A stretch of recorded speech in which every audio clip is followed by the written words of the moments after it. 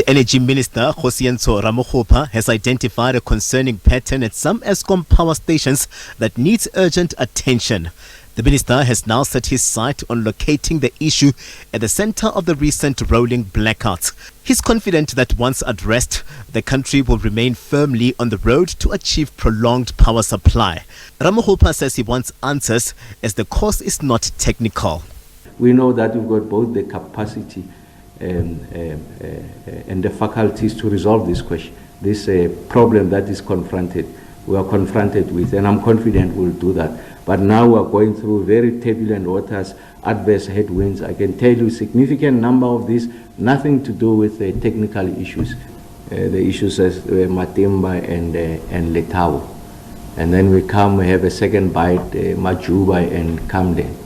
And then we come to Koeberg and then Kusile. I want to argue those are not issues of a technical nature. Eskom has a generation recovery plan in place that has seen heightened maintenance at some power stations, which the Power Utilities CEO Dan Marokane says is necessary with winter fast approaching. He says since Friday, some units have come back online. Since then, we've returned 3,200 megawatts by this morning. So quite a number of units came back, including those two Kusile units were back by last night at 10 p.m. And this morning, further units came through to give us that reduction in the unplanned losses. We're now sitting at about 4,500.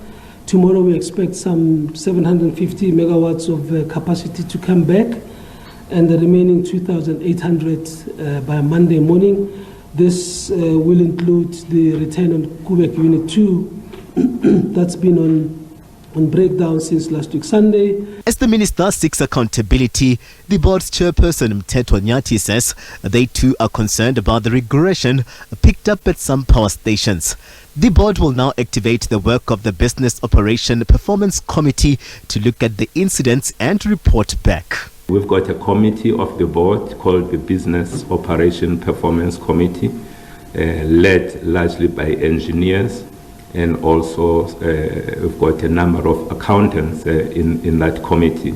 It is the committee that is going to be helping us to look at all of these incidences and start to look at the patterns and get to the root of what are the systemic issues.